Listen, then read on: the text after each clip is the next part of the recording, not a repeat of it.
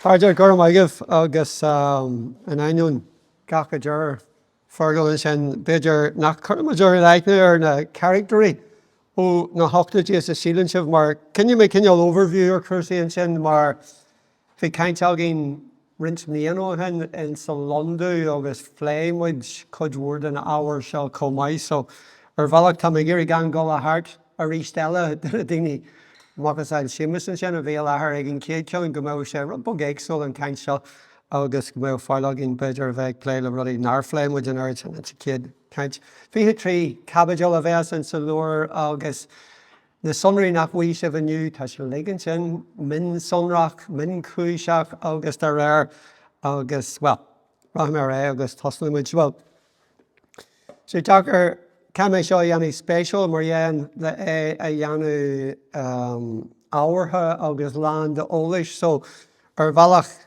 the buan or the duha and different points leis an ceann seo. So hosa mé le Kenneth Bloomfield agus bhí sé geannas ar an stát service in seo sa tuaisceart. Bhíorne is duna daoine is sinsearatha agus is fuide taithí an sa tuaisceart ar na cuasaí seo. Gur thosaigh sé a bhd siar le Faulkner agus de réir, bhí sé annar bhí Sunningdale an, bhí sé an sin ar a tháinig an Conrang le Airní 1985 agus de réir. So duine fad taithí aige. Agus tháinig mé ar memram seo leis agus bhí sé glúirt for Irish identity. Bhí sé ag reachtó cruinniú ag stormant margheall ar Irish identity 1984 sa cethir hí na saona. Agus dúir sé. I sought to make the point elsewhere that the other side of the coin of recognizing distinctive identity is promoting and institutionalizing division. The great difficulty we face, it seems to me, is that the religious and cultural Irishness, that there is comedy, of the local minority is so closely interwoven with nationalist politics and symbolism. Canada is fortunate in that France lies across the Atlantic rather than across the frontier from Quebec. Thus, it's possible to take an increasingly relaxed view of Francophone activities without any fear of French territorial ambitions. In our case, many of the principal symbols of Irishness are essentially symbols of united Irishness, e.g. the flag and the passport. Thus, it's difficult to make significant moves which will not be seen to trench on questions of sovereignty and citizenship. So, really, John Numner, we make switch you. Behind ceann beidir thuaidh a léiríonn an cinne meán a bhíon uachtar ag stormant in sna hochtadí, but in the sin Kenneth Bloomfield ina hí ag stormant agus hí suí tá sé ag brathnú amach an Arger, Union Jack, Dealamh Britannia, an Agal an Efig, Dealamh Craigavon, brathnú amach ar Prince William Avenue, ar Dealamh Carson, agus ahannáide argan sé tá Busty agus Portradí de príomhairí iontachtatha stormant mar nó ní raibh ach príomhairí iontachtatha. Agus an rud atá gceist tá sé buartha fan na symbol seo de éireannachas agus an Gaeilgeachas agus de réir. Gur sin an imníotar ní eacann sé bhfuil sé dal ar an stuff seo le timpeall hartar. Na symbol conspuideatha seo de bhritanachas Glagan sé leis nach gur sé as gan ar bí agus an ééis sin ar fáid go gur sé as daoine go mé an teannachas a léirú. Agus an rud a ríithlóm nach ró rudidir bí éisceachtabal fan mion sin, fan dearcu sin go raibh an Gaeilge agus an éireannachas go raibh sé deachar, go raibh sé teach, go raibh sé na t-údar Gaeilge agus an údar Irish ní ann mar dearmsa agus the symbol riachta iontaithe agus iontachtaithis. So dhearach sin sampla a bhain den cinneal meon sin ach sin sampla leis beidir an duine is táhachtaí seachas na sasna chéanna bhí réalú na háte seo is na hochtadí sin an duine ba cuachtaí sin far a bhí geannas ar an stát service sin seo agus sin an meon a bhí agus sin go dtí an meon a bhí ag na stát service eile. Well léon tú fríd na memram agus tíon tú nach ró sé ar lei nach ró sé cóhéagsol a bhírinne ó chuid na stát service ag an am sin. Neis, there bhhail an fada wintas in scíal seo duine bí a thola an caint seo ribh nó lugan den caint seo ribh béas acu gur gadú go ar éis ag an tús le go dtí muid na hochtadí agus má thugann sé bhbug faoide dú, tá muid go ráis ag am na craoltóir agus rud cámuid cemhnúir tá mé se go dtí seo, bhí me se aonolach ar an stát seo ó bhí am na craoltóir go dtí na seas, go dtí níl clú agam go détharna. Agus níor le mé ag Gaeilgeoirí Bhéal a bhírinne, níor le mé stair na Gaeilge sa túisceart, ní rá churamach ceanneal baganín ar muintir mhór seoia mar hampla nó clúan ard agus a raibh níos agam dé mar a bhí chusa Gaeilge sa stát seo a né na iontachtaithe teachta guacht. Is ceamús cemhnúir gur an rud a rinne rialtas na bratne, ní hé gur thug siad privilegí don na iontachtaithe nó gur thug siad tosaíocht dómh, thug siad stát dómh. Agus bhrón siad omlan cuachtaí stát orthu. Sin idithis, cuairs idithis, stát ciste, man commerceide, cuairteanna, péas, ranna stát, stáhan rud, gach suirt eile. Agus ní bhain gur bhrón siad ar iontachtaithe, bhrón siad ar iontachtaithe a bhain iad. Ní raibh an rialtas ach rialtas iontachtach an fartí ar fáil leacht bliain, leacht bliain. So, caiimiid in amna sin go bhfuil cinne flippant ag switch áhfuil cé bliain de réal iontachtach. Smuintir sin gur bhrónú omlan paraphernalia stát ar iontachttaithe ar an fartí a bhain le cibé rud a bhhaile a dhéanú lá. Agus, bhí siad iontach tóga fan Gaeilge. Ar nó gandáid ar bí Rivan Gaels bhí áras ar go leor iontaktaithe gathairt sa túisceart gur a thosaigh an rud a le fa scairiún túisceart carsan agus ar gur thosaigh siad a géirí níos árasaí fan Gaeilge. Suas go dtí thar fan nídé a héineag. Bhí siad masra oscailte den Gaeilge seo má feirste nó scíir den phobal protestúnach. Ach de réir mar tháinig an Gaels níos congraí, dúirí siad níos buartha agus ar nóí. An éis bhí stad an sin a bhí a go le ráló bígí buartha fan teangaí seo. Agus an éis bhain siad las an stad, bhain siad las as na thuirlaí sé ar fáid a bhí acu le bheith chuirna lí ar an phobal tan Gaeilge achtarnach, tá sé cibhítheach, tá sé árasach, ní bhaineann sé linne, tá sé ceannairceach agus de réir. Agus má arcan tú ní hé an stát a bhain ach iad siúd a bhí taobh leis an stát. Tógamid an BBC mar hampla. We show schluck, Ella. I would like to make my mind clear as the exact relationship between ourselves and the Northern Government. I understand the Belfast station, like all of our other stations, is ultimately responsible to the British Government for its actions. It has no actual responsibilities towards the Northern Irish Government. Nevertheless, I'm sure our position here will be strengthened immensely if we can persuade the Northern Government to look upon us as their mouthpiece. Okay, George Beadle, a bhí ar an chéad cheannasaí den BBC an Bhéal Feirste. Agus bhí sin ag sillir an sa litir a seol sé mí warta níide fiche seacht hegus sístí a London go dé bhí ar an sin agasan for role in BBC. Gurú sé le bhil a bheith an a mouthpiece. Now, Gerald Dini ní early a bhí, go leor daoine Gerald siad gur early a bhí. Agus a héamh na Gaeilge de, well, marcan tú ar an rud a dúirt an céad teannasaí eile ar an BBK Institute gur sin George Marshall. Ní deag trotha sé bhí cóiltas olúig brú fa chunne clarthaí Gaeilge ar an radio fa chunne poistí scola. With scríb Marshall Rice. The number of Gaelic speakers in Northern Ireland is negligible. As far as the schools are concerned, the proportion of those where Irish language is taught is quite small. It's practically confined to secondary schools. Níte dahid agus an Dominion Office assassin fi siad an géirí soft diplomacy fi siad géirí ultas na herana valú le bheith páirteach in sa war effort le bheith beidir neodrach ach níos favorí na Brittany. So George said, an le bhrint clarthaí Gaeilge chur BBC as Bhéal Feirste. Agus George Marshall bhí sé ar déirí. You might point out to the Dominion Office, there are no Gaelic speakers in Northern Ireland, by which you assume you mean Erse or Irish. Ní deag dahad a trí, scríb Stewart na Clare, ag BBC Alban, Andrew Stewart, scríb sé Hig Marshall, ag Festirí Mariala Creolú, aghaidh in Glasgow a bhí Janet Cumru or Cumru na Gaeilge in Alban. So the Screeve Marshall arrives. Personally, I think you should abandon any idea of broadcasting this concert. And I may say in this connection, I have consulted the Prime Minister of Northern Ireland, who is of the same opinion. For your information, the Gaelic League has always been of a political character, and I'm anxious, as no doubt you are yourself, nothing should be broadcast which would anyway offend our listeners in Northern Ireland.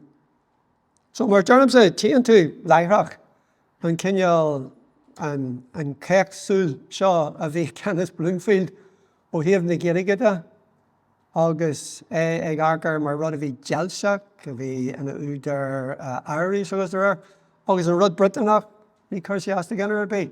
So a ríist just tían tú na phréimhethe don leon a bhí an tosaí. Agus seo ar nó an BBC a bhí glóirte gcónaí fa independence ag scarch ar an phríomhar ar rá dé hí an tosa ar cuairú an chláir seo i craoltóir. Leis bhí sin an agus eisteach go leor gur bheith UTV a craol an céad píosa Gaeilge. Agus sin beidir gur Kevin le Seamus é Thomas Ó Monaghan go raibh misneach am an stailc ocraíos troscú ní déag seasca sé nuair bhí cumrú céige bliain de iarraidh amach na casca an misneach am Feirste agus misneach am Léacht bhí troscú acu hí sé clúan Ireland seo agus tháinig fear UTV agus dír sé cad aglah lo agus dír sé dúir Thomas Ó Monaghan in Gaeilge go bhhain dír sé mai go leor agus rinne sé aglah in Gaeilge agus craolú ar UTV é. So ar bhealach iarrálta an ainion an bhriúil le go cuireadh ar an BBC is ó UTV a craolú Gaeilge ar an television céadúir. So David Cursey a dhéis agus tháinig an rialta stormid thóg siad an cúchtaí a dhéis an seo ní déag fiche dá Liam Andrews in é Sky Abrasive anú an sin agus isú a spreagúil gáasta anú ar sin. So ní déag fiche dá ghlach siad sealamh ar Cursey a dhéis an a couple of bliana dúirt siad Léacht go raibh siad ag iarraidh go mbeadh an líon uaireanta clig de hagas na Gaeilge rinne siad sin a sríanú, rinne siad é a leidú go suntasach. So an méadúir de jochúla duna bheith teagas Gaeilge sa scóil hí sé an de réir tróir ón rinn tá muidir gairí siar ní hiaglaad an air sinna dhéanamh leis. An sin chuir éontaachtaithe a Parliament stormid aniu go rialta go bhhailú go mbeadh an Gaeilge ar an gáil leis an láidean mar theangaí marmh nó leis an rankis mar theangaí achtarnach.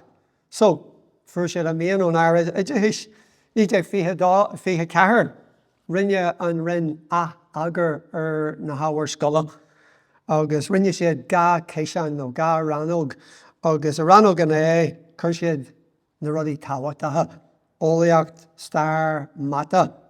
Ranóg a bí an áit a bealú a bheith ó daltaí ag déanamh staidir nó an áit a bealú ama ag na daltaí a bheith déanamh staidir chuir siad an láidean an rankis algebra Sarnaway and Gaeilge. So sin agin é, fin Gaeilge ar an dul leis an láidean agus leis an rankis insta.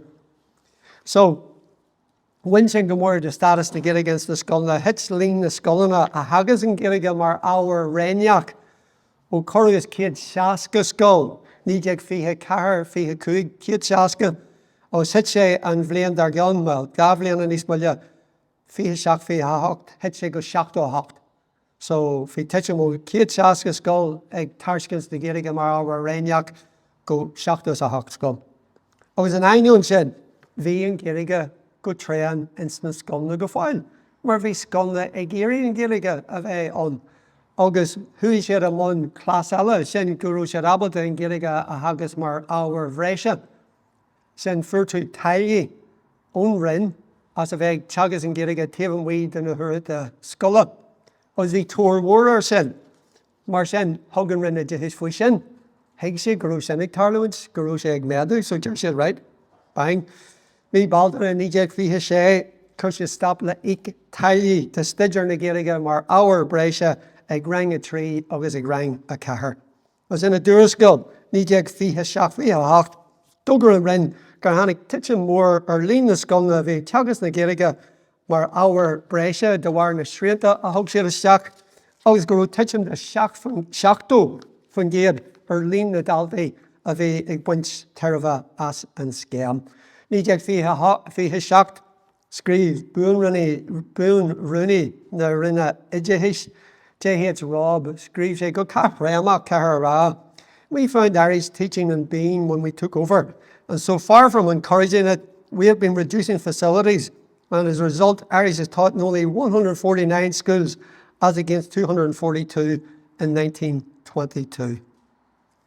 So as our uglagus swinchaha nar winshaach leis na fihichi lancharay frichna trahaji agus an sin na daihaji rinne an ardorashacht Iraq war an giddig a winsum curriculum go bonusagos gan arigid bibliovik catcha agus haki an prevara in stormit haki sé leis in Iraq sha John Andrews we say some more a wachla sha ach cleish in Iraq sin agus akawain is kahara Aghaidh Gaeilgeoirí agus Bhéal Feirste na scon na catslagacha don changi ní dótha go mhaird sé ins na scon na Carraige.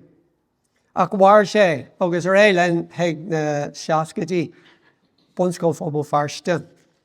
Céad lá Jerry Ford ní deag seasca chuig bhfuil ionadaithe na rinne idéis le drám ó Gaeltach mhór seoid margheall ar plán chun bunscoil a oscailt.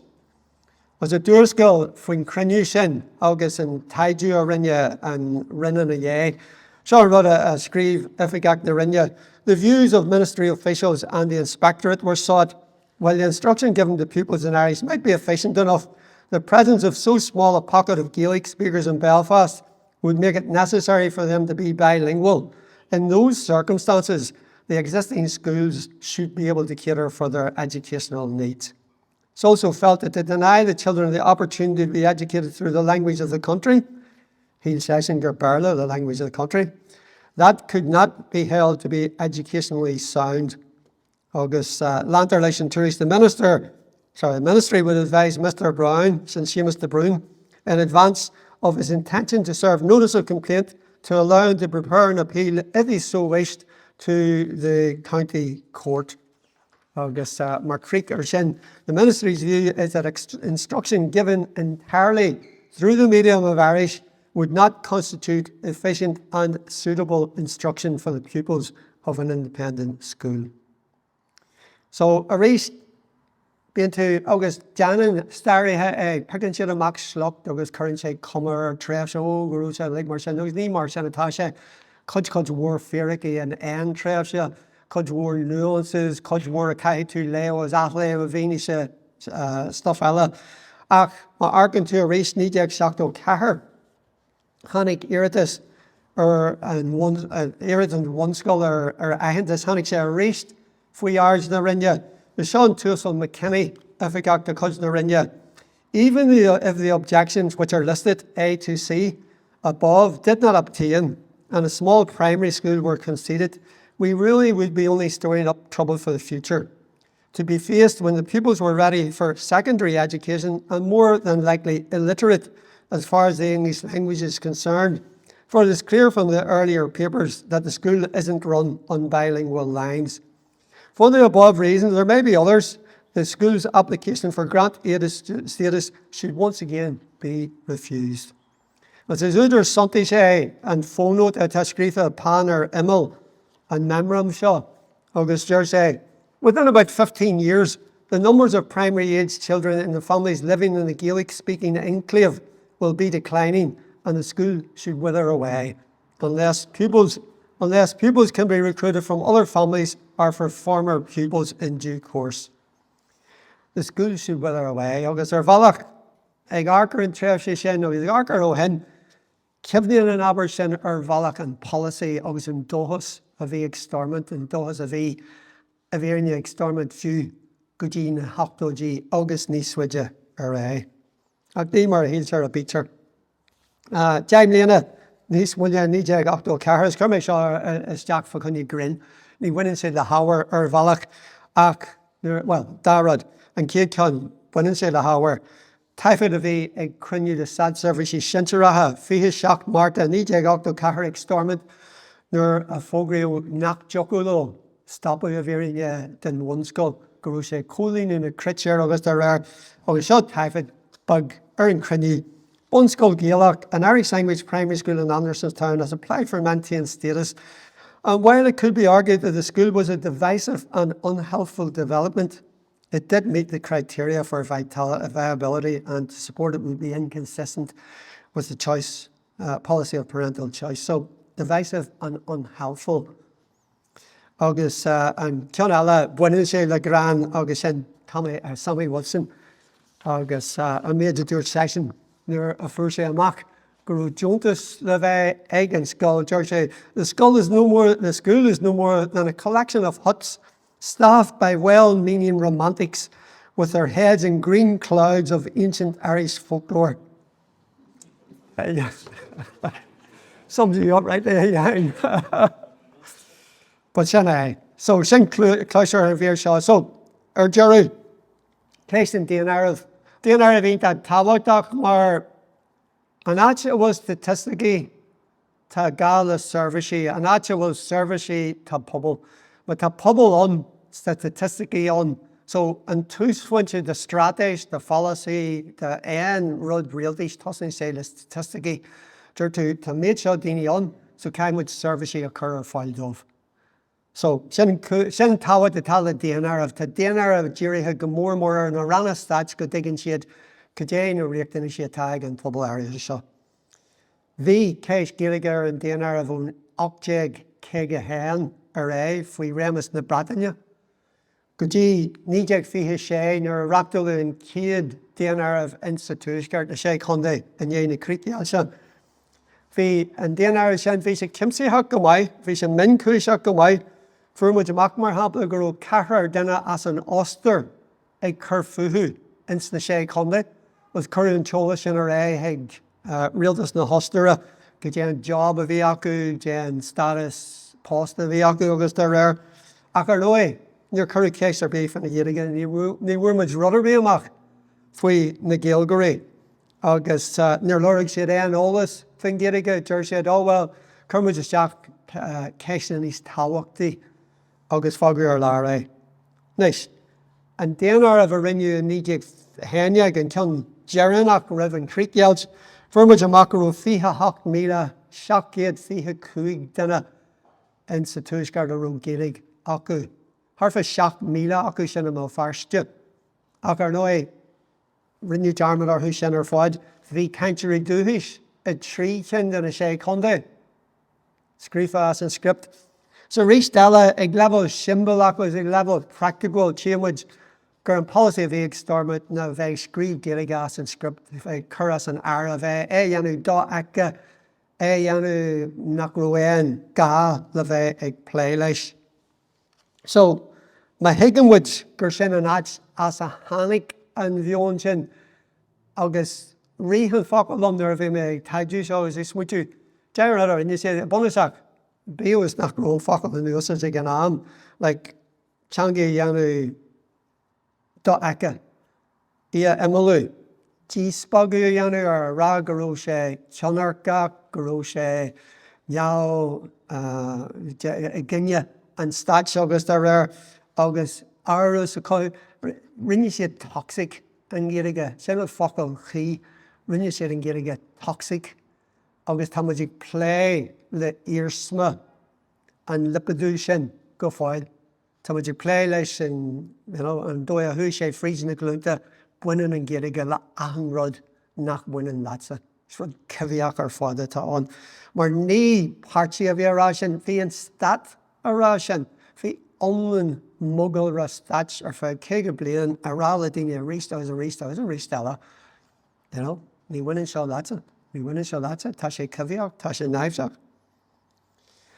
So, how go in sin ag na hochtúí fi dhearú agus a bhíorne mar a bhí deire ina príomhchathair ag glúiseach cearta sibhialta bhí Bhéal Feirste le bheith ina príomhchathair a bhíorne ag an glúiseach na Gaeilge a tháinig an tosaí agus ní aon cóthárlúinte gur Bhéal Feirste a thosaí an ború seo fan Gaeilge na 60 cégadtí 10 Tá sé ionta deachar a bheith ag tosnú le amscalar ar an áthú agus déanana méid tagar sa sin ar ballach. Tá sé ionta deachar mar Bhí aithriú agus dúchal in a gcónaí tarlaimint sin seo ó thaobh na Gaeilge de Thomas Ó Héanán ag Lord a bheith Cur Pickett ar Hallan na Carraige an 1936 de thir gur cadí siad bailtheáin don Dóigh Preservation Society ach nach gadaithe siad bailtheáin do chuine na Gaeilge lá na Féile Padraig.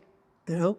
Tá ahan rud fitse fuirte ní hiaglann ar well thosaí an drám seo a chur ború faoi cuasaí Gaeilge bhí airad sin ach ar nó é bhí an tard scoil an seo.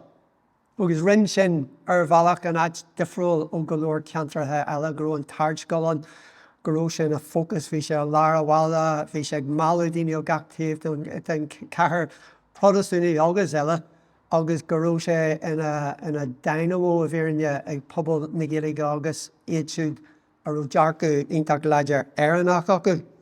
An sin bhí cumann clúan ard agus ní hoca lomsa móla go leor a hort sa clúan ard ach úna troid a daithidí ar é. Bhí siad in níomhhaine chur Gaeilge agus Gaeilge lífa agus Gaeilge na Gaeltachta go minic a mBéal chuid daoine a bhí siad a cruthú mion a bhí ionta dúchlanach den dearcú a bhí an uachtar ag an am. Bhí siad cruthú mion Gaelach sin a dúirt gur gad an Gaeilge a bheith mar chud den síl. Ní caithfidh aimsire atá, ní rangíthe atá agus tar réir. Agus ar nó é Gaeltach mhór seoí nó Gaelphobal mhór seoí. As níl méid buint fad tá na sonraí an rudí seo le insulúr agam ach níl ag méid ar a teama agam le bheith glúirt nniu. So tá na sonraí le insulúr tá 23 cabbage tá sé lomláán na sonraí agus na Carraige agus na daoine agus rísal níl méid géirí daoine a lua aniu agus daoine aga leis an lár. Ach Gaeltach mhór seoí agus chéanna ar go déan dóigh hosna tú a chur síos ar buin siad amach. Chud mhór na caitheanna a troidú ag an phobal sin níl sé ar mBéal a phobal mar hapla ar san affran Gaeilge a bheith an seapa an phobal, garastin phobal agus de réir agus níl chur amach ag daoine orthú beidir agus a rístella ar bhealach níl bhain goró siad ag tuairt an dúchalainn is bonasaí don stát agus den bhéarla in sa stát seo mar bhí siad ag géirí pobal a bhhanú an Gaeilge dhéanú mar cheanga teaghlaí agus an Gaeilge dhéanú an sin mar cheangaí scola. Dá rud nachrú an Feirste a bhírinne in san am a Jimmy, so cá dosaíonn tú a chur síos ar na heachtaí a bhhanú amach le sin. Ach na hochtúidí bhí sé ionta fabharach don na háirithe a bhí ag tarlaimint. Iontach fabharach de theirbh in dhéana stair go ocrais gur aithrí mion na naisiúnach in sa taobh seo tíre níl áras de léad an. Sé deachar chur síos ar go dé an suirt aithrithe sa ceangaróirí sin gur díriú isteach chud mhór dírí daoine isteach chud mhór ar an éireannachas. Sé be céal éireannachas go tháinig sé ag an foinse seo. Agus de réir agus bhí teangathar mór aige ar gine agus tá agan bhí mis ag fás an níos bhí me sa lua fichidí ag an am, so tá agan go deathir sé a bheith mar ahan ísgrúpa agus an Gaeilge mar chud sin thosaigh daoine ag smútú fan Gaeilge inis. Go pointe agus tá leor scríofa ag fargáil a míne na scéal seo go crinn fa an teangathar a bhí ag na cimí ag fólam Gaeilge gan na haisnes bonasaí agus de réir ach fásta go dtíreach an pobl ar fáid naisiúnach gurú sé ionta choirthe fan staig ocrais agus íormhart agus gur aithrí sé mion daoine ó thaobh an éireanna héiste agus thaobh na Gaeilge de. So mar aonla sin bhí sin féin in é teachtain tosaí mar orsa politúil den céadúr bhí sios an go a bhart na páirtí eile in sa foliteach agus bhí sin ionta táhachtach mar cruú sé cineal dynamic in sa phobal naisiúnach goró daoine an mhuiar na sráideanna ghlacu páirte am techan ach ag brú céisna Gaeilge san Airibh an céadúr a bhfuil mé héanana Garage Ó Neill ar Garage Ó Carolan le Jerry Adams gur íor sé cruinniú an hallan sin ag Basement Advice Centre mar a bhí ag an am. Dír sé cruinniú le 1983 le luirtean for prasan phobal fa cursaí Gaeilge agus de réir. So bhí glúiseach na poblachta ar bhealach nárthar le roimhe Gurúisiad mar glúiseach ní go dtíreach scír bagach. And mar bhí cemí polisiúil ar ío a hanig amach os Gaeilge agus ba bhilnach bagiad gominnig tíbhistí glúiseach na poblachta. Ach an éirí seo bhí sé difriúil mar, well, Lori mé fa rinsin na daine bhí páirteach an agus de réir ar bháil. Ach le cóisiir sin saag achréis agus ar tharla glúiseach na poblachta agus bhunaigh siad an coppla agras cultartha.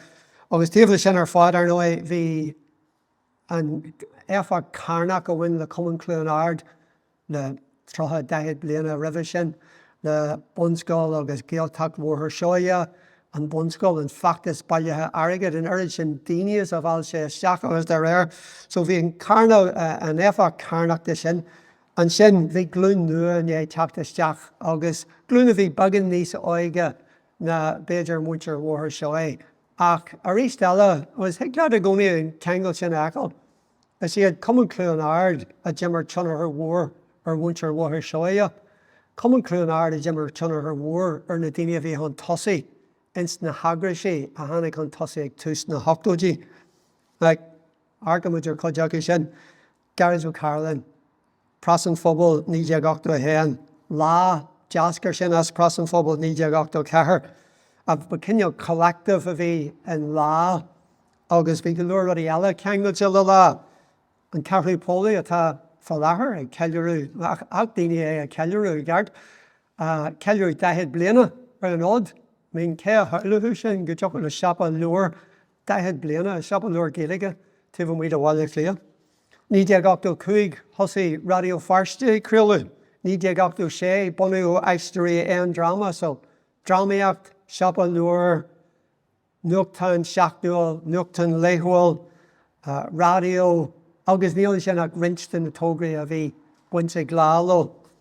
Agus sin rudí a leige deascar as lá. Agus dhéachan denna sásta a bheith gobar tá ma bhí droch tréimhse ag lá an sin thosaí daine gobar leis na haisteoirí nó thosaí siad gobar le Radio Feirste nó thosaí siad bhí an gcónaí mar Jones a chinneal collective a bhí an agus sin an bua a bhí an. Nuair a bhí rudí an log trá an airneol a bhain gur bhain tú go nearntú an rud eile. Van am seo fásta mar Jones a hanig cléiclú is sin féin ó héamh cursa Gaeilge a glúiseach na poblachta. Thosaí siad a ghlacu páirteann de teachan, thosaí siad ag plé le chéis na Gaeilge ar bhealach de riamh. As bhí an táhairthú mar bhí daine ar nús tíorma Joe Tuama acu, Francis McArch, Martin Ó Neill, Padraig Ó Neill Craobh, Barbara de Brún agus Jerry Adams na ceart a thuairt fuair me sé amach riamh al gur sé iontach dígriseach agus de riamh fan Gaeilge. Agus hanig rinne cultúirí hen féin na nídéag achtas a dál agus a bhírinne dhéirí rinne cultúir isteach chud mhór well bhí rins gréthe don obair. Dhéirí sé isteach ar sin ar Gaeilge a chur an tosaí sin féin hen. Rud a bhí dúchan go maididir na námanaí ach dé ar né go raibh siad ag iarraidh airad den na buil is sin féin a bhailú a drona Gaeilge as a jocarló.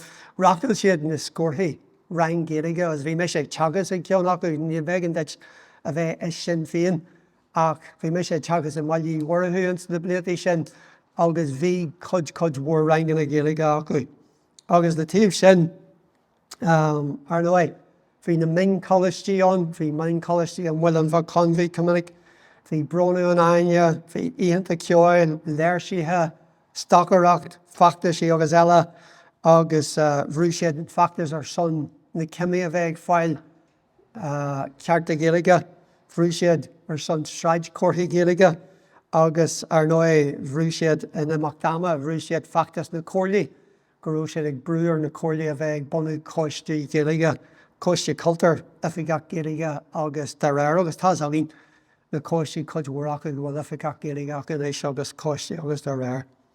As bhí lorug nach bag poblachtaach ar glór na Néill an Eoghan Feirste am a bhunaithe. sé Martin Ó Neill a bhunaithe bháil a bhí aitheanta mar bháil de hen féin agus in aonn sin gríomhí sé ar bhun níos leithne na sin féin agus gríomhí sé a ggóir le chud mhór grúpa eile is rite sé do gcónaach chud mhór an obair a dhéanú an críomh de glór na Néill. Bhí sé a ggóthart in na scoilne chur le feicealacht na Gaeilge, ag chur le imeachtaí Gaeilge, ag publú rudaí, ag Gaeilge na bancanna ag iarraí orthu cuairtha Cairnáide, cuasaí CLG, ag iarraí an Gaeilge chur chun tosaí agus ar nói. Bíoh go raibh sin a leigeirsúil a sé crí na abhheochanna na an bhunscoil agus na níoscoilna. Mar ahan uair a bunaíodh scoil agus bunaíodh an darna scoil 1987, bunaíodh níoscoil na ríthe ama, níonar na faoiseáil go mar hapla, an factas a rinne siadan. Bhí sé dá chreise, mé sé léamh faoid sean cúpla na naí tarnús, bhí mar déimar bhí amar bí siaracha. Bhí na daoine seo ag caithfidh omlún ama agus a síol agus a crí isteach in san níonra sin ar Cialuia. Ach sin mar a bhí sé, daoine ag tuairte airde ar na factaisí, ach bhí siadan a mún factaí spaile airgid, bhí sé a mún arca múntarí, bhí sé a mún daoine le iad a bhallú le chuid poistí a chur an scoil agus ar rís níl sé luútans na cinlínse ó sin tean na feibna. Na daoine a réine agus thu a líon in airde go suntasach in sna hochtaidí na nóthaidí. An líon daoine a réine a chuid poistí a thógáil le Gaeilge. Taobh an muide bhórtha seoia. A rís bhí sé ag athraí an rud a tháinig mé sé agus an drochar is Albert winter míú aside there. That's changing facts on the ground. Sin a rud a bhí ar bun ag na Gaeilgeoirí. Bhí na maithe móra le ag glóirtfa ó go dé dúrim with baganín den Gaeilge. Bhí sé an ag athraú an scéala ar an talamh ó sin mar agan tú ar 1980 go dtí 1990 scéal am an difriúil ní margheall ar réaltaisí ach margheall ar an phobal agus na rudaí a deascaras an phobal. So, an céad mórachtas a bhí an na hochtaidí sin géal an túisceart agus is drám iontach measartha agus iontach éifeachtach a bhí an siúd. Agus ní roiith an léirsú na aghaidh ag buint le factas sacasin, tháinig siad le céile 1980, thosaigh siad ag bailú ainmnatha de achannaí a chur siad a leabhar an BBC, na mílte ainm, agus lena cais sin thosaigh siad ag tógáil fógraíonn na nuachtáin ag míniú a chas, thu siad hart le nuachtóirí, leir siad lo, chur siad béam in na haltainna a bhíonn na nuachtáin bhí sé trasphobalaach ar a Láin Valley. Bhí sé ag béamnú go deocha leis an Gaeilge a bheith na dreithid idir na pobl in sa túisceart. Cehní siad ar an cheangal a bhí ag Protestantí leis an Gaeilge, agus an sin chur siad an dóigh chaith an BBC le Gaeilge Alban agus le Bratnís na Bretna Bige, chur siad sin a gompraid leis an dóigh bocht a bhí siad ag dúilte éan Gaeilge bheith ar an televis na radio. Agus dírí lo go príomha mar bhí an táhairthú. Bhí farda bhainm James Hawthorne agus tháinig sé sin ag Deanas ar an BBK agus is níl agam an iontachtach liberalach nó protestúnach liberalach a bhí an a bhí sé oscailte de cas na Gaeilge agus cruúthaí sé sin in amach dáma nuair a thugas muidir éis ag a beidir ins na 8 mBéal. Ach bhí trí cruinniú acu leis an BBC, Ruirí Bléine, Dúirslum ar dhéiste gur ó sé tamil bogsúil bhfuair sé bás. Deir sé an tríú cruinniú bhí hotar an mhuiú seo. The BBC is only a mirror of what the community is like. We don't initiate things. We reflect the community. It's Ruirí. Hasmuid is cuaireadh scathán dúirt mé, Come me sin is a scathán sin. Deir sé, Bíal goiríonn sa scathán. So, can I get what to rálum? Tá sé bheith léirú muideanna. Níl muideanna an. So, an cé cruinniú eile mas bhíor dhéal sé agus díontaí sé go mbeadh clár a bhain Gaeilge ar an radio dar a bhainm inis. Thosaigh sé 1980 héin, cúig bhfuil a dhéag sa teachtain, cúig bhfuil a dhéag sa teachtain. Agus sinna churas an airmh go raibh sé siar le den an tairí agus ar so. Ach, bhí mu dínta buíoch ag an am agus be Garage Stockman, an talamh Garage Stockman a chur leathair agus ce bhí a léirú an filla Paul Dún. Bhí sé sin mar léirí thóir ag an chláir sin. So, BBC a rééis eile 1984, bhí sé ceiliúr 60 bliain ar an ód, agus fan am sin thosaigh siad a gearú siar ar an éis agus na thuaidh a bhí an den Gaeilge. So hanig na Gaeilgeoirí le chéile rachtal siad facta ar a bhaine man, M-A fád a an. Crinne mór hí a bhfuil bheith conmhaí agus bhí an ceilúán idir mí lúnasa agus an nullag. So idir mí lúnasa agus an nullag, during a rachtal beidir deigin ó gailceann deig de léirsithe, aghaidíthe agus crinne agus dar air. Was bhí siad iontach éifeachtach samhlaíocht mór ag buint go mór Carraige a rééis ó Carlin. Go samhlaíocht ag buint leis na léirsithe bhí féis faoin air agin. Taobh muid an BBC le ceoltóirí Gaeilge agus ceol tradiisiúnta agus dar air Carraige is mór ar an BBK. Agus bhí dúnta nullag agin taobh muid de gala dinner ag an BBC. So, agus thuaidh sé a bheith ach lán an factas ar is as an factas sin a hanig radio fáilte, nó radio Feirste mar a bhí. Thosaigh siad a cruile in 1985 ón Ardscoil. Agus sin mar dearnasa mar cod den achtas man. Agus bhí go leor eile. So, a rééis níor bhaid an fáda bhainteas. Sráideann natha ceann den a factas í mhóra eile a bhí anna gan am. Tean sin siar 1910 Brand Faulkner waithe sé go raibh Gaeilgeoirí in Iorcan Tráine a bheith chur sráid chomha in Gaeilge airde. So bhrú sé a stormid le go mbeadh reachtaíocht an ag cosc sráid chomha in teangaíocht Béarla. Agus déirí leis agus bhí sé a bheith agus a bhíonn níor tugann dúchan an oiread sin don reachtaíocht sin. Go dtí 1981 muintear ceilúa a rééis eile Albert Frey leabhar bhaile siad airgid chur siad chomhaíocht hangach in airde insta sráidena. Albert a Heola as ar sésin. Bhí me Port Carraige as a Cork in teachtain seo caite, was tháinig me chomhaí sráide a mBéal a bhain. Tá trí a breisi thuas an tír, tá trí a breisi an seo ar bhela geile agus bí agad. So in imimecht ama chur an airde na mílte de chomhaí sráide. Amanaí bhainú an RUC an nuas iad, amanaí leigite dómh is minic a rinne agus na péasach seasa in acha mar heag na péascar amadeach an dlí. Ach Chris Patton an tóireach is liberalach, is liberally. 1983 has sé deir sé, no, níl muid go láthair an dlí seo. Agus bhí sé na údar asiantais fiúil san NIO. Bhí sé na údar asiantais in 1988 dúirt rinseach dúir sé ba ceartún é seo a tharthú dúir sé. Tá sé amadeach heag le síní, chomha síní sé chur suas in Soho. Heag le chomha bratnaí sé chur suas in sa Bhreatain. Heag le chomha Gaeilge chur suas in Dúnjalgan. Ach go luthas a bhógan tú suas in Bóthar. Tá sé mí táthachta Néill mar dúir sé this legacy of Stormont is difficult to defend. Sinna rud a dúirt sé, this legacy of Stormont is difficult to defend. Ní mé sé a dúirt is far sinteach de chuid a bhí chúiscear ar an heag siadan chomhamateach as a bhí an rud. Ach níor dhéal siad ar an céist go dtí gur thosaigh an próiseas síochanna agus grú sé mar bargaining chip.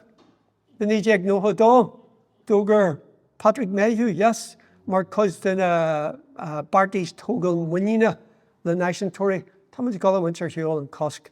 So dinner a bhéal nóir an fa ní ro an Gaeilge, bhí an Gaeilge a follow-tú ag ahan drám ach muidina smuitiúir sin. So rud eile tharla bhí ciblantí leis an stát ag Gaeilgeoirí agus 1984 seanú canain gríomhí conradh na Gaeilge as dara go sin as gan a bheith ag fíneáil de thar a bheith ar an mBéal a bhí sé. So an rud a tharla cearú an fíneáil ar 1988 mí anar ach dáin siad 3 bliana le a thuirt go príosún. So wascail sé maidin ó bhaine is bhí na péasach an doras in mí anar 1984 3 bliana níos muile gur thug siad go príosún as a bheith ag dúilte an fíneáil ag. Tar nó bhí na Gaeilgeoirí chuir siad picad an ura, chuir siad picad an Feirste. Brendan Ó Féach, cé nach cefni an Brendan Ó Féach agus an dám a stop an UDR Enú le deag baltainna 1984 bhí Brendan a go isteach go lear a bhla agus bhí me na coideachta go minic agus go minic a scarta sé ósáir den iarigh de bhecha sé péas agus de réir fan congar Ach, an lá seo, thosaigh sé ag Lord Gaeilge leis an EDR, just say, no, chaith Béarla, Lord. So I say, ní amas as the Béarla, Lord. Scoir sé scarch in the past. Tug is Jack ag an Carraige size na rinne agus thug sé ceanneal gréasáil ag an dó. Ide bhéal chomh. Tug cinniú thar deirí seachtain é, de herfur rúg sé ar an aine é. So sin gala, trí lá brísan go bulasach as a bheith Lord Gaeilge agus an sin maidin sé luan tug is Jack an cuairte é.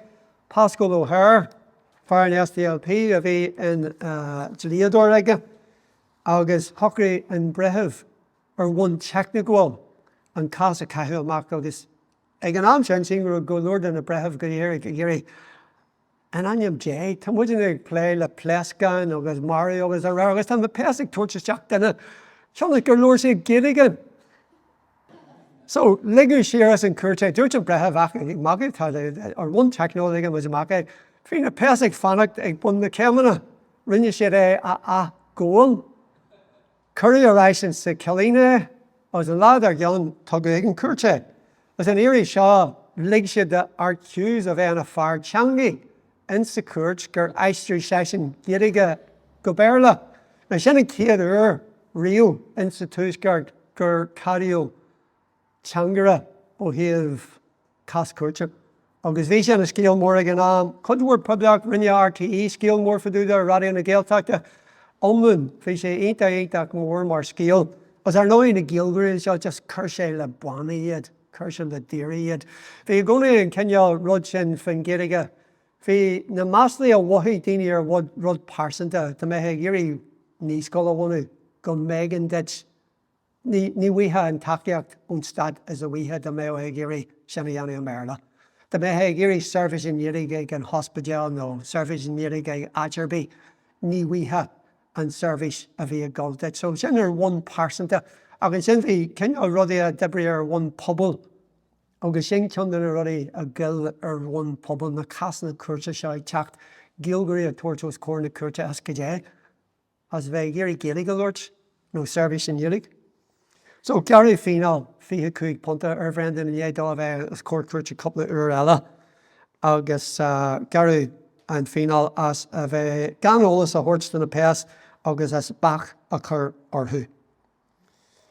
Prunchís ó mian right? Now, seo scéal, agus bhí as agan ó prunchís faoi glas ins na céigetí ach ma hen tú ag an baithis nach an luair sin ar lína, tugann sé baithis daoine.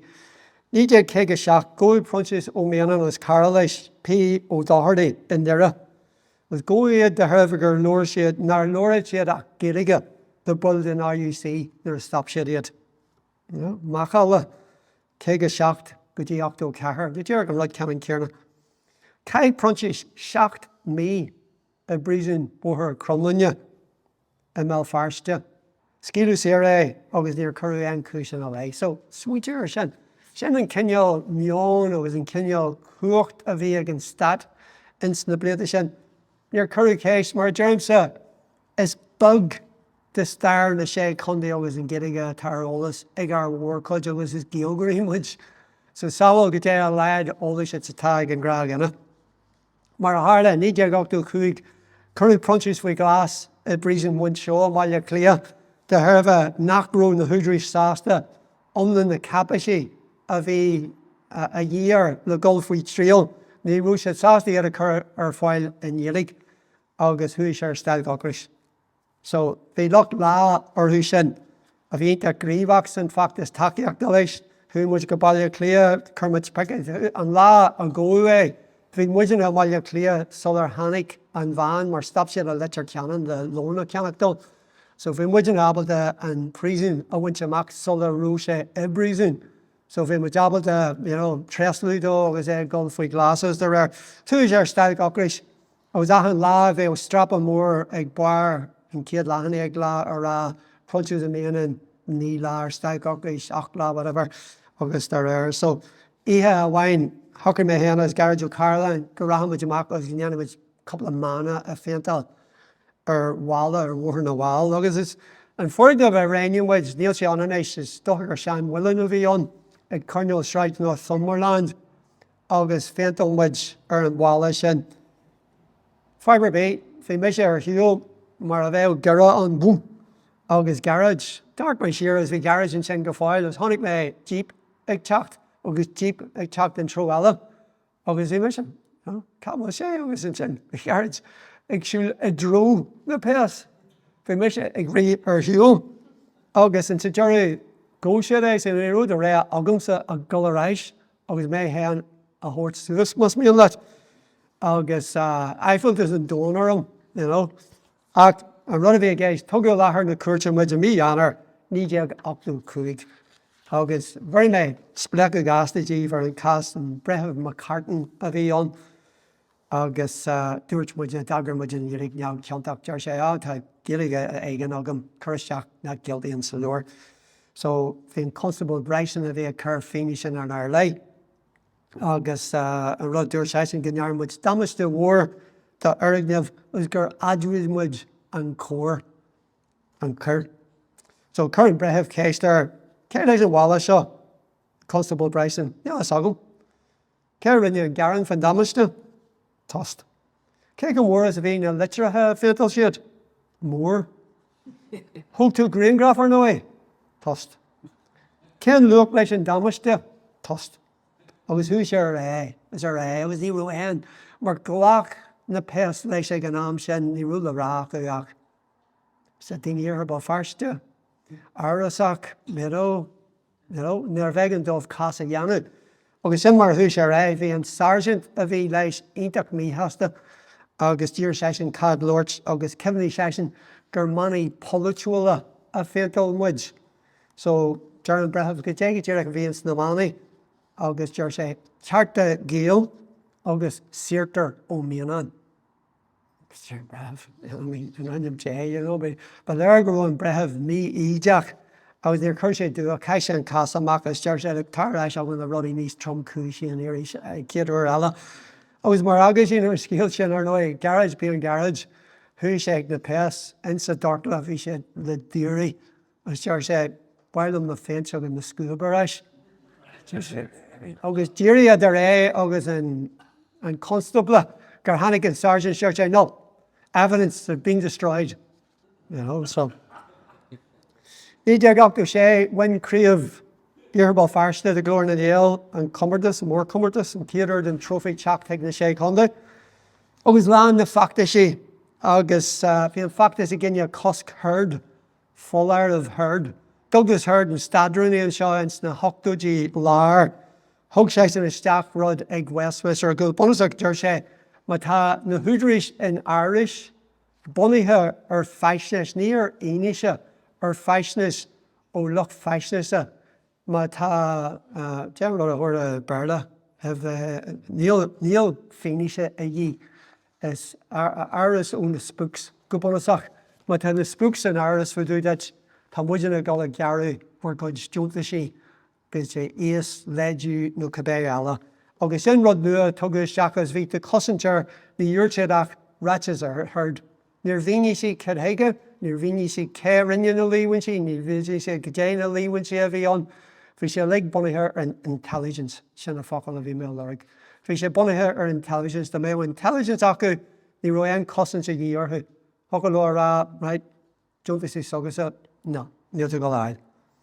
So, bunny úsas as an cosc ní deag ach do cúig a gine lán ar a bhg muidirnaisteach an bhfuilin bheith conmhaí agus chuir sé cosc omlin ar ahandrám a bhí an bhfuilin bheith conmhaí. Úsadí a ríist an bhlion dar gceann a gine níos gol bheith art, agus chor bheith go deathaí níos gol as grú mar jalar sin, as a ríist eile bunny úsas as an ní deag notha a gine Eoghan Ó Neill. So híthe ar na factaisi seo fast fecail ag an phobal Gaeilge, imachtaí, tionscrúd Gaeilge, Eoghan Ó Neill, fast na Gael scoileachta agus ar go mé ifig thuisceart ar éis switch, you know what? Camuid rud ag an horse den Gaeilgeoirí seo, nó camuid ar lead pléilo, fuck. Má hen tú fríd na cartlan seo agus an bhaile clia, ní higlum teacht ar rud ar bí ó ifig thuisceart ar ag taggart de an consta seo. Ní rúmuid fiúr an radar acu, ach a bhain nuair bhí sin a géirí tocail faoi haciaach sin féin deir siad ó camuid rud ag an horta thuras aitheantas ag an don éireanachas nó géalachas agus an smuintiú seo nar bhain sé le politeacht, tá sé iontach sillar a gas efik thuaisceart gur bhain chuid mhór le politeacht ó thaobh na Gaeilge de.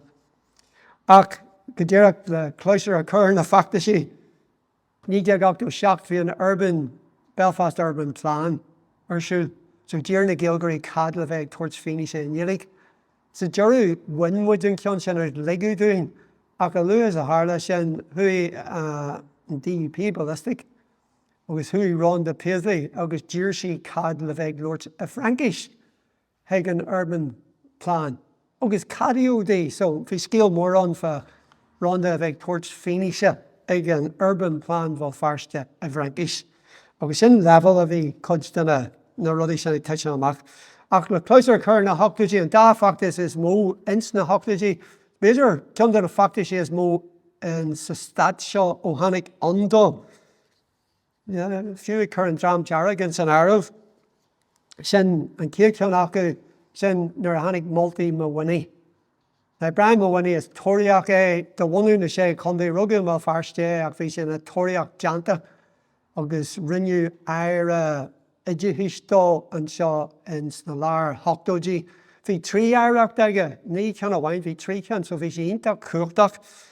Agus an rud a rinne sé míhharrta thug sé isteach 1988, thug sé isteach curriculum nua scola a bhí bunaithe ar curriculum nua scola a bhí na tóiris in thuairt isteach in Sasan. Agus an rud a bhí an ó thaobh na Gaeilge, bhfuil sé go mbeadh 7 crí ábhar nua na staidir ag aithin bhanscoil. Caithfidh siad 7 fan céad de chuid am scola ag staidir na 7 nábhar seo. Agus bhí rint teangaithe an Rankish an Spanish agus dar ar san ómíocht, ní ró an Gaeilge. Agus an 3 fan céad den am a bhí fága ag daltaí scola, caithfidh siad ar 10 ó 15 ábhar eile nach raibh comhréachna na céanna darló. Agus ar nói, sin náte ró an Gaeilge. Agus is ceanneal ar an lán bhí sé ionta cosú leis an mollú a bhí in 1924 nuair a chuir siad céisian agus céisian B bhí an Gaeilge in sa céisian B. A is a léabhar sin a bhí an.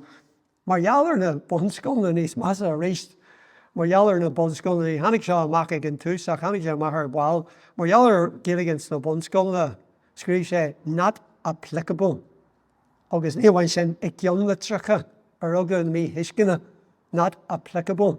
So ní bhain go raibh sé ag iarraidh go dhéanaí an Gaeilge a bhíonn na scris ins na bhanscoilna agus bhanscoilna, a ní raibh sé ag iarraidh a bheith ins na bunscoilna ar Carraige. Agus ag an am sin bhí Gaeilge hagas ins na scoilna Béarla de harfa 20,000 dalta, agus in sin na bunscoilna beidir raibh rins mílte eile in sin. Ach an rud a hála na go raibh factas dá chreidte ina Gine. Ahan eile acma den phobal náisiúnach sin ón Clare, SDLP, Sinn Féin, agus daoine nar bhain leis an politeacht. Go háiris na múnteirí ba iad an craol drama an rasara na múnteirí ins na scoilna Béarla. A cheas go leidir agus go dochta na Gine. Card Company, Gaeilgeoirí Bhéal Feirste. Cud mór daoine, nach mé beidir cléanú acu dró na Gaeilge de grach, agus choirí sé daoine, rinne sé daoine iontach tóga fa cas na Gaeilge, agus bhí sé mór ar las na Gaeilge mar bhealach, wathé ahan acma go méid an dómh a bheith ag tógal seasaí ó thaobh na Gaeilge de. Agus an rud a hála, bliain go chorm in éad an factas tosnú, began de mhaine cúla. Began do a chur ceall na moltaí ar fád a bhí aige. Sa bhíorne rinn sé dothar mór dósan, rinne sé dothar mór de efik thuaisceart éireann. San ceann dearnach sin factas glór na Néill, curú cosc ar glór na Néill, cosc curd. Agus a rís spreag sin óachtas, ní raibh sé beidir comór a bhí moltaí mhaine. Ach eisteach go leor mar léon tú frís na memram, cé a bhí a chur a Gine an cosc a bheith an, fardar a bhainneam, Brian mhaine. Aire dar a bhainneam Richard Needham. So na Harry realtís an seo, heag siadan. Cebéir rud a deirtú nílas an cahas a tháinig cosc curd, but heag siad a contartí as a bhí sé a ligant in the spooks bheith rachtal policy. Bhí siad ag an am sin ag rachtal policy géirí Gaeilgeoirí Bhéal I dro chomh leis an rialtas. Is dé harda, gur chuir sé cosgur Eoghan Ó Neill, bhí an darad ag teacht omlan salach ar a céile. So, ní ro céal na resin leis an rud agus an ainion, airí, is an sort eile a bheith a ginne, ní ro sé an casú. So, cebé fa lorug na public tacht ar Eoghan Ó Neill in an luamhléad ní ro mór in de cheannar public tacht an a ní ag notha nar a chuir an coscan. So, da rud á tá muid go lágar an éis ifig chúisceart éireann, héic siad nach rua géirí le na stratais. Fa lár na hochtúidí, well, rialtas na hÉireann go mó eisceil. Rialtas na hÉireann, héic siad an bhhadraibh ifig chúisceart éireann nach rua géirí leis na stratais. Ní ag achú thosaigh siad an ní ag achú héan thosaigh siad ar an fallaí seo de bheith smúntú alienation of nationalists. Ceanna rudí is mó atá freagrach is, nach bhfuil ag tuairt aithid ar sa bíd an éireannachas na den Gaeilge sa túisceart. So rud a hocarí siad an bhaileann seanartha sin sa túisceart, bhaileann an Gaeilge agus an éireannachas a chur chun tosaigh. So ní ag achú cúig síniú an conrú Angla éireannach. Agus go bonach thug sé ról de rialtas na hÉireann ag gursaí ag déanú moltaí. Agus ar ról cóirleach a bhí ann sa túisceart. Agus mar eisigur sin, fuair sé éiseachadú, cóibriú ar cursaí slándala ó dheas leis na gardaí as ar air. So, deirí dú Lord daoine gur níos an málartú ceart a bhí an. Ach, sin an cóiantú, agus an rud a hála, an éiseach agus ról cóirleach acu lí rialtas na hÉireann is seachair siad. Ceanna rud é mó bhaileann aithid is éigean don Gaeilge. So, chuir siad rint moltaí chun tosaigh mí anar ní ag achta sa sé.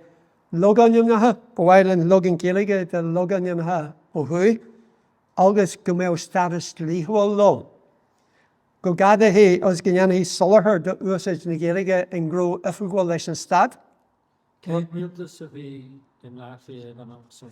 Ag an am sin is Fine Gael Party lucht de beidir Fine Gael cinse, mar tháinig fial a fáil a ní ag achta sa seacht.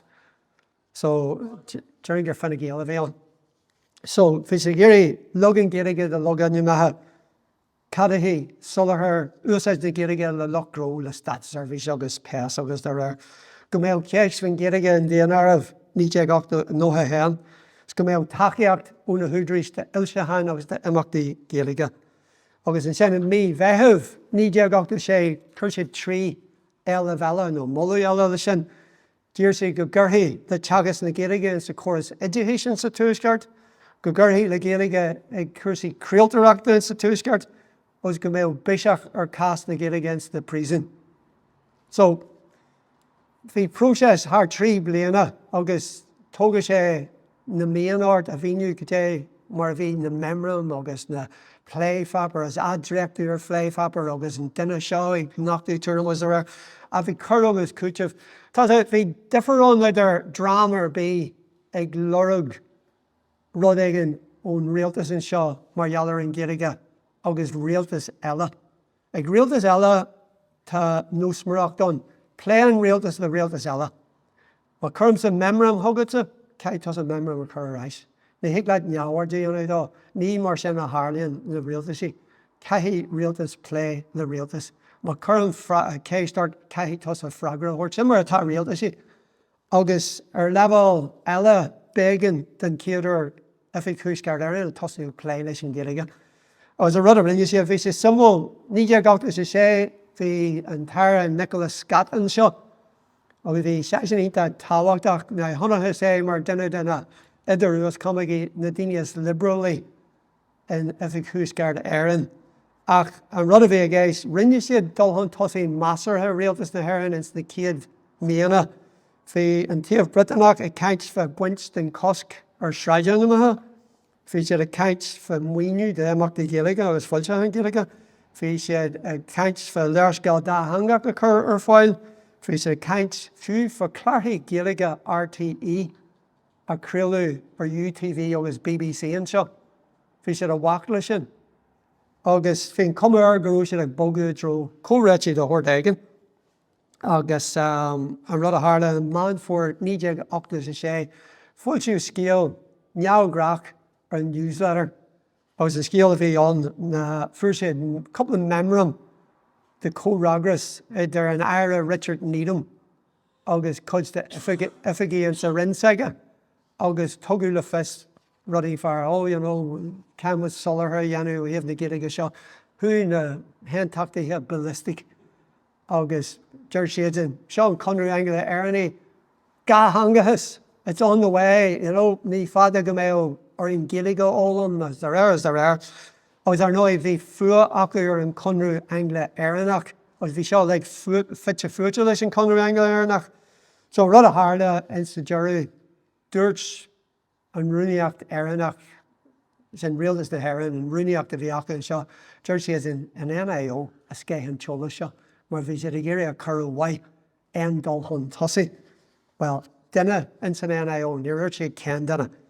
Agus an sin faoi stúr an tara mo winní chuidhmhór thosaigh siad ag buint den na moltaí a bhí deanta fa Gaeilge RT a craoltóir sa túisceart agus ar Né dírí lo a bheith ag scris chuidhmhór den na rudí a bhí molta agus bhí dhearú ní déag ochtas sé ní rú an chuid is mór den na moltaí sin a go láitear bhí.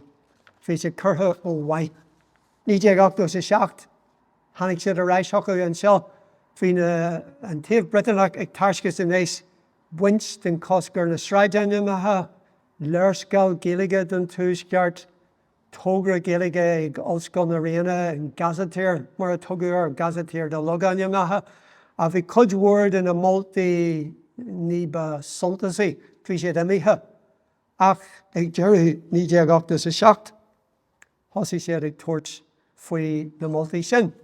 Agus a bhí chúisceart éireann, agus bhí dhearú ní déag ochtas seacht faoin na moltaí sin a bhag nó mhór imithe chomh. Bhí an oiread sin frustrachas ar rialtas na hÉireann agus in ní déag ochtas in rí.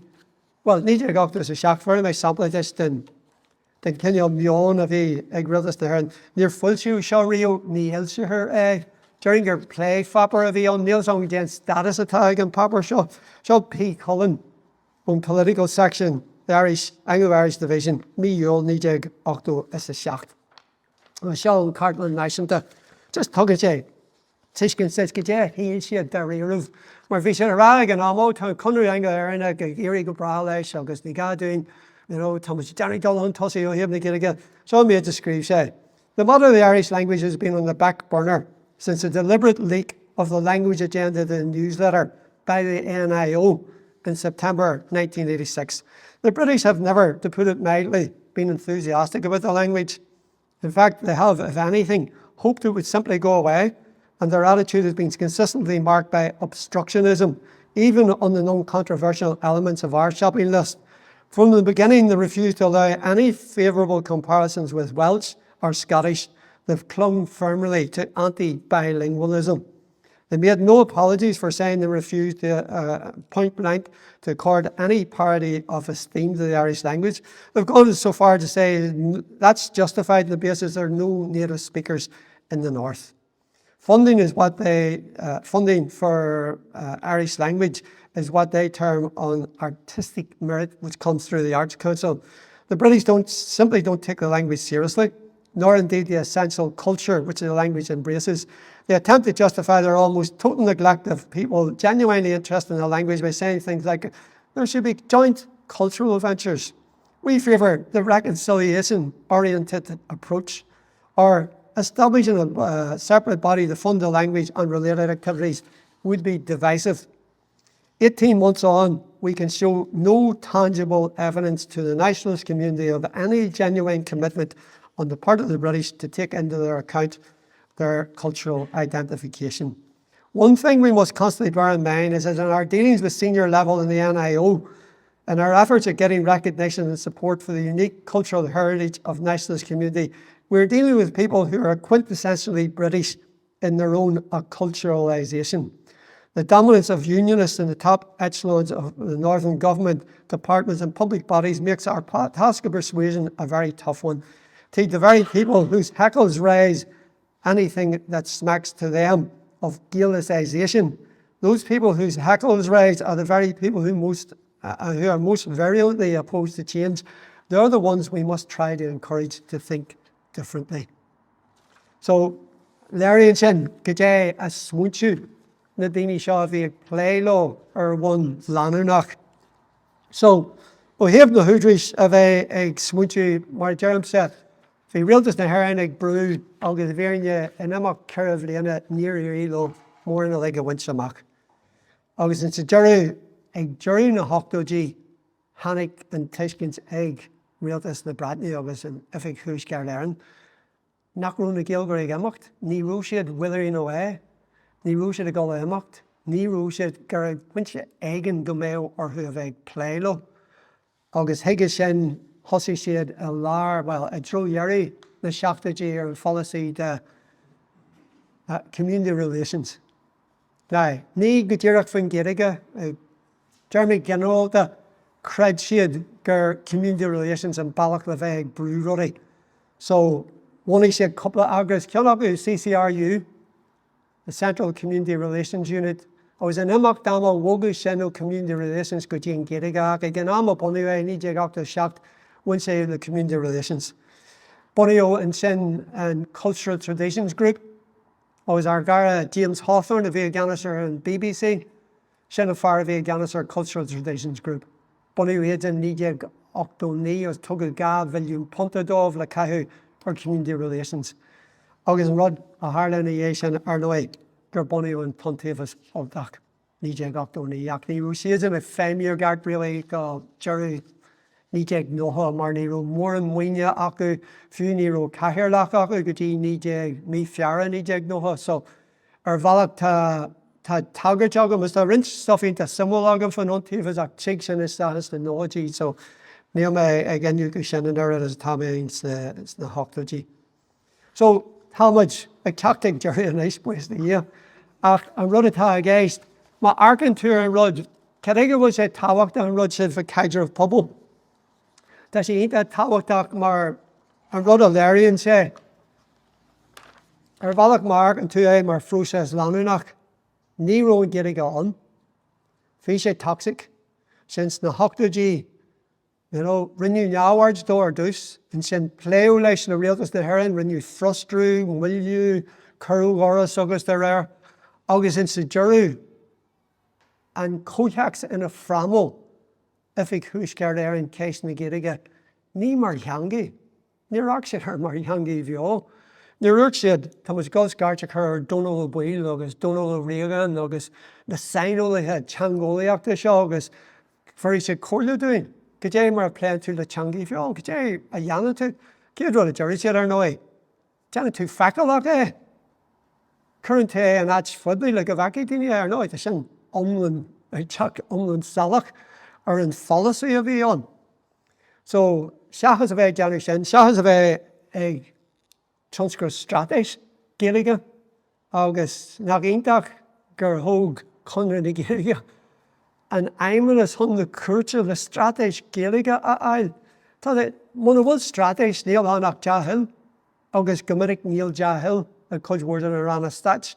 So, if strategy ain't that Tawatach, Nero strategy on, Nero policy on, Nero arrogant, Nero budget in Gaeilge on, Nero another lay and surrealistic play leis, Nero enrod.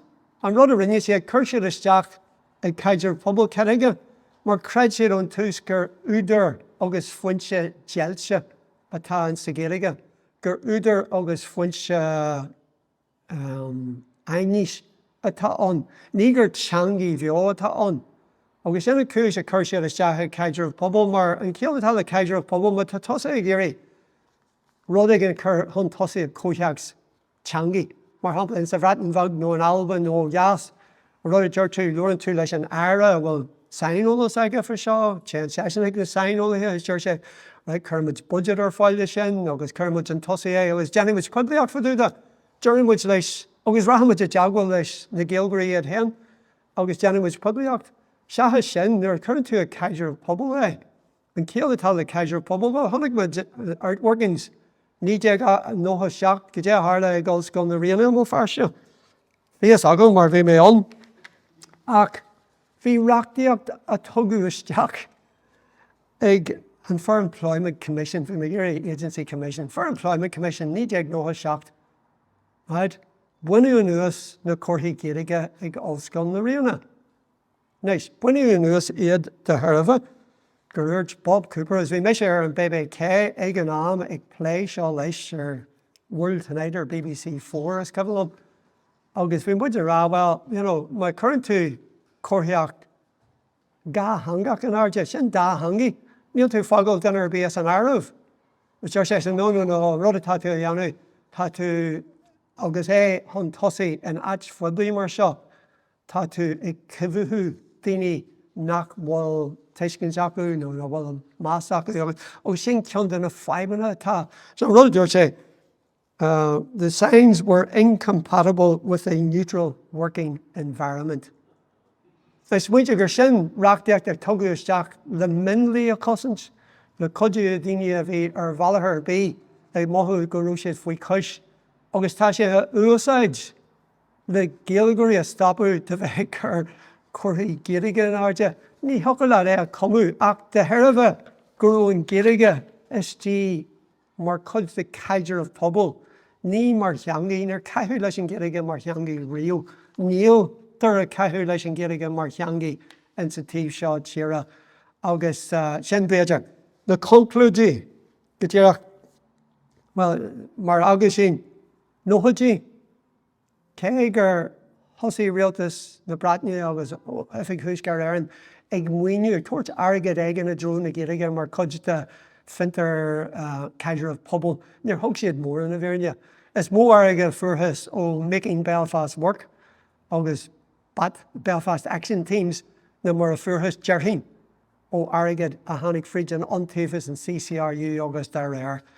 Ach an rud a bheith a gceist sna nóhatí ba léir seachas a bheith ceannach na Gaeilgeoirí agus hí me gur sin an rud a bacordómh a dhéanana ag an am.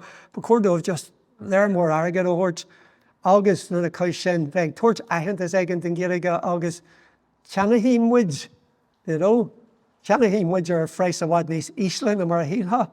Ach an rud atá a gceist, níor dhearann siad sin just go drogadach agus le droch hill gur thug siad couple of peanuts seo agus couple of míle sin agus dar réir. As a rud a tharla, ní déag nótha hEoghan bunaíodh an Cultarland. Ní déag nótha hEoghan bunaíodh an Fanscoil. Ní déag nótha dá curú ceithreach siúin breise le Gaeltach mhórtha seo I beidir cuaigh ach an rud a bheith a gceist, na rudaí seo le go tarlúint. Ní rúte tarlas margheall ar an NIO na an muoinú as ar airfid tarlas margheall ar na Gaeilgeoirí a bheith ar thús caiineachta go fáil go bhfuil an dynamic sin. Ní rú sé ag muilú bhí sé ag tréisiú agus tháinig muid an sin ins na nóhatí. Beidir gur an nóhatí an ré orga in sanad seo ó thaobh na Gaeilge. Ray Flynn, Hall America, Ray Flynn a bhí an Ray Quinn go mascail.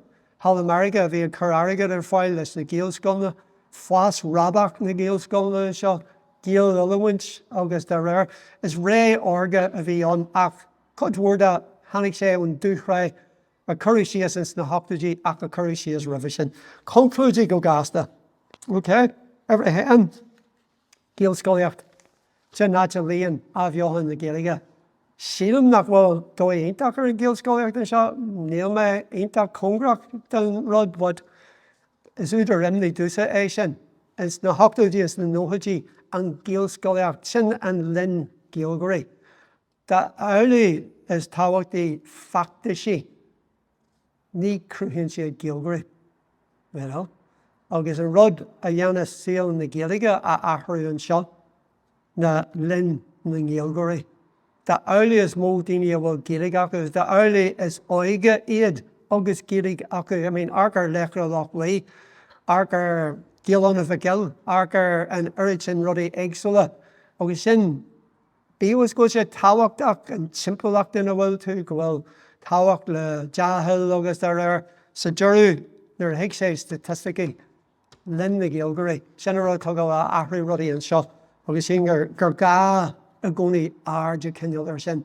Ba bhain amachal níos mó Gaelscoilna teachtar an taobh chum sa céis ceige nach bhfuil agus nar cóir go mbeadh sin na príomhreacht agin ar fáid. An darna rud luí mé hena féin nar chaithú leis an Gaeilge mar cheangaí. Tríúrad ról tábhachta a bheith an Andersonstown News a bheith lá.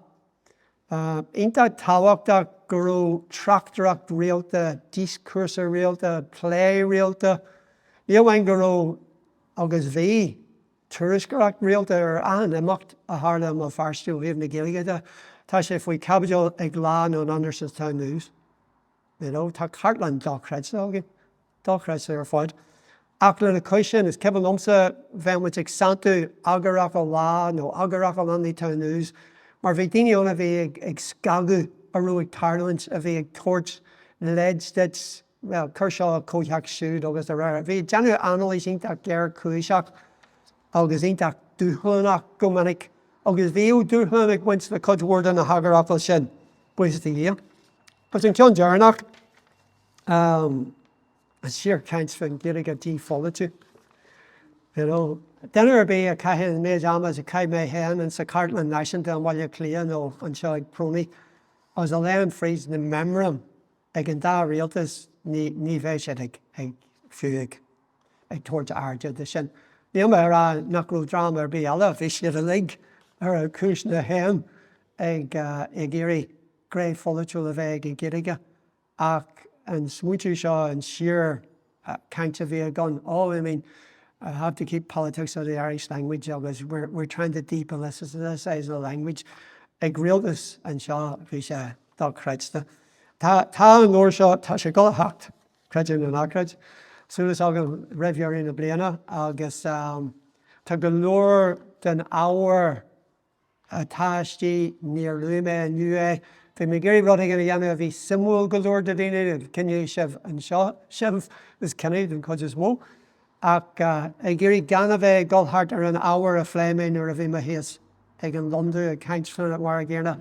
So Gujarak sin can you crowd drama and nor August. I do go more the shall of Eoghan our project than a shoulder. I'm like Carraige.